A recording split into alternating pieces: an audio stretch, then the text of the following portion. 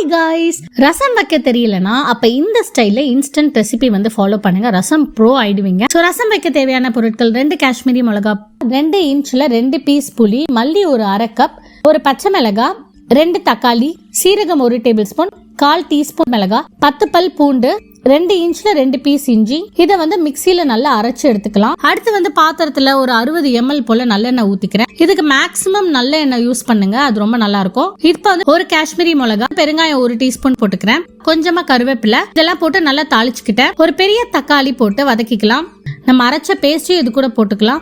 எண்ணெய் நல்லா விட்ட பிறகு ஒரு அரை பாத்திரம் வந்து தண்ணி சேர்த்துக்கலாம். நுரைச்சு வரும்போது 1/2 ஸ்பூன் மஞ்சள், 1/2 ஸ்பூன் உப்பு சேர்த்துக்கலாம். நல்லா கலந்து விட்டுலாம். கொதி வரும்போது மல்லி இலையை விட்டுக்கலாம். யூஸ்வலா கொதி விட்டா ரசம் வந்து காட்டம் ஆயிடும் அப்படின்னு சொல்லுவாங்க. ஆனா இந்த ரசம் வந்து நீங்க நல்லா கொதி விட்டாலும் ஒன்னும் பிரச்சனை இல்லை. அதுக்கப்புறமா ஆஃப் பண்ணிக்கலாம். அவ்வளவுதான், சரியான டேஸ்ட்ல இருக்குது. ட்ரை பண்ணுங்க. பிடிச்சிருந்தா சேனலை சப்ஸ்கிரைப் பண்ணுங்க.